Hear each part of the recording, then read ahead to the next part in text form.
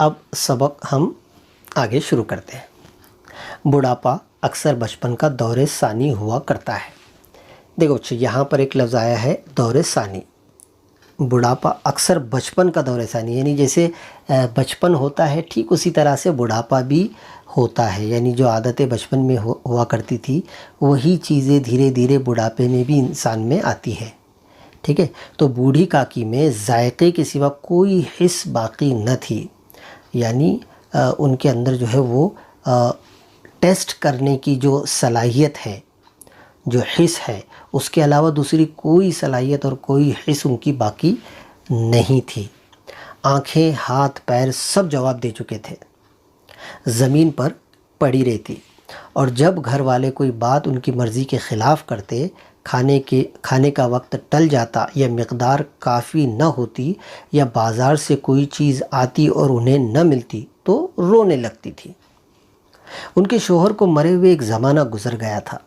7 बेटे जवान होकर दाग दे गए थे। दाग दे गए थे यानी इससे मुराद जो है बच्चे, उनके जो बेटे थे कितने थे? 7 बेटे थे और उनका इंतकाल हो चुका था।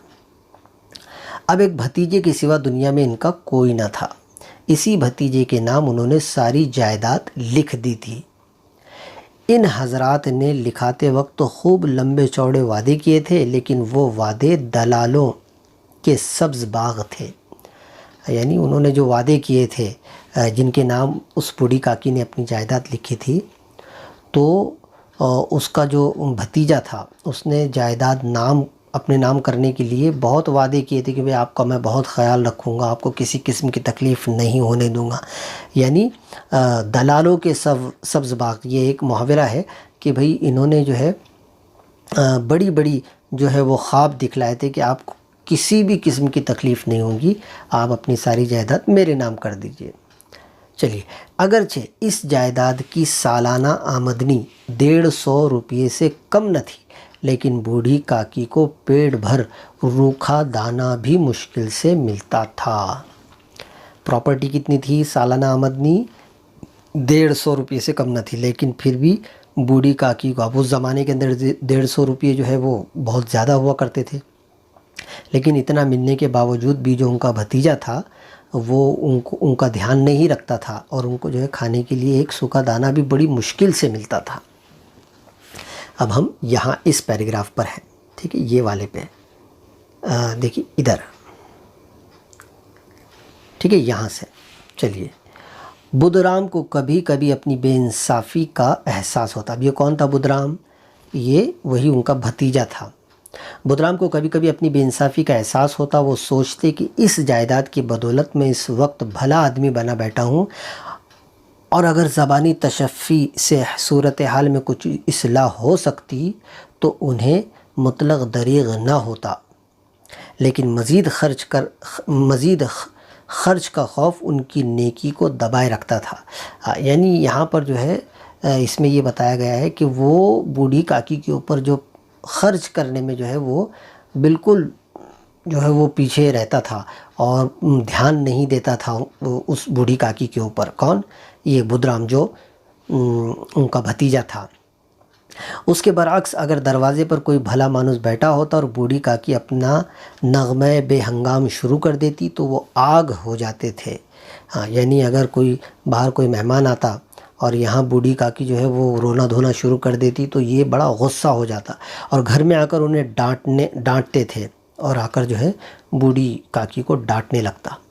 लड़के वालिद का ये रंग देखकर बूढ़ी काकी को और भी दिक करते। देखिए यहाँ लफ्ज़ आया है दिक करना, यानी परेशान करना। ठीक है, चलिए, अब बच्चे भी जैसा बाप था वैसे उसके बेटे भी थे। सारे घर में अगर किसी को काकी से मोहब्बत थी तो वो बुधराम की छोटी लड़की लाडली थी।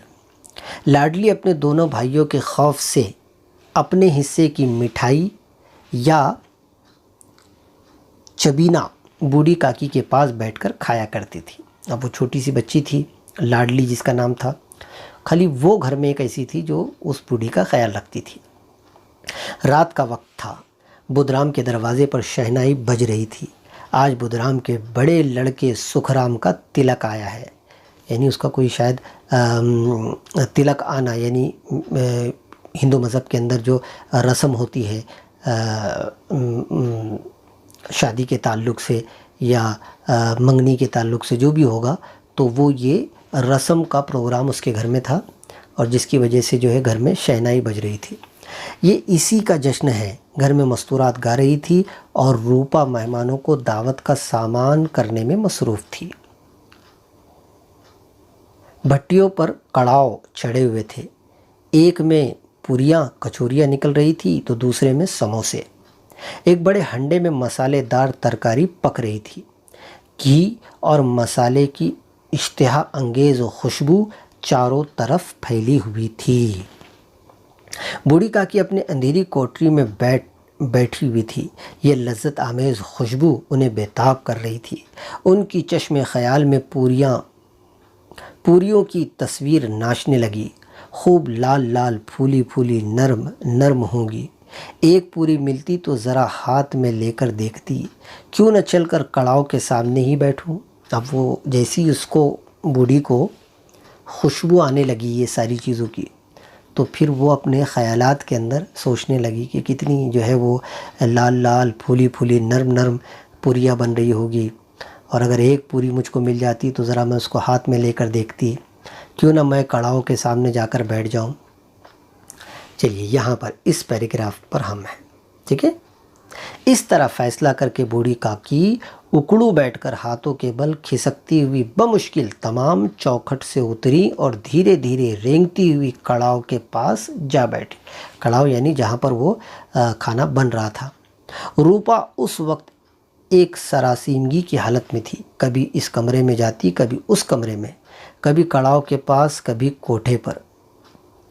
बेचारी अकेली औरत चारों तरफ दौड़ते दौड़ते हैरान हो रही थी, झुंझलाती थी, कुड़ती थी, पर गुस्सा बाहर निकलने का मौका न पाता था। इसी कश्मकश के आलम में उसने बूढ़ी काकी को कड़ाव के पास बैठे देखा तो जल गई।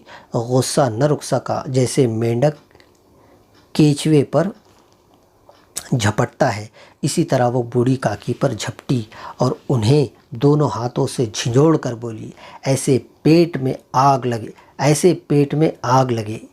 पेट है कि आग का कुंड। कोठरी में बैठते क्या दम घुटता था। अभी मेहमानों ने नहीं खाया, देवताओं का भोग तक नहीं लगा, तब तक सब्र न हो सका। आकर छाती पर सवार हो गई। भला चाहती हो तो जाकर कोठरी में बैठो, जब घर के लोग लगेंगे तो तुम्हें भी मिलेगा। तुम कोई देवी नहीं हो कि चाहे किसी के मुंह में पानी तक न जाए लेकिन पहले तुम्हारी पूजा करे। देखो बच्चों, यहाँ पर हम हैं इस पैराग्राफ पर, यहाँ हमने ख़त्म किया, ठीक है। अब यहाँ जैसे आप लोगों को अंदाज़ा हुआ होगा कि कैसी वो जो औरत है वो कैसी इस बूढ़ी औरत से, बूढ़ी काकी से बात कर रही है और कैसा जलील कर कर और कितना बुरा बुरा वो बोल रही है। तो हमको ये सुनकर पता चलता है कि भाई आज भी हमारे मोहल्ले में कुछ लोग ऐसे हैं जो घर के बूढ़ों पर इस तरह से जो है वो बर्ताव करते हैं। तो हमें एहतियात करनी चाहिए कि घर के अंदर हमारे कोई बूढ़े हैं और उनकी कुछ बातें हमें बुरी लगती है तो उस वक्त उनके साथ नरमी से बात करना, ऊंची आवाज़ में बात नहीं करना। हाँ, इससे अल्लाह नाराज़ होते हैं।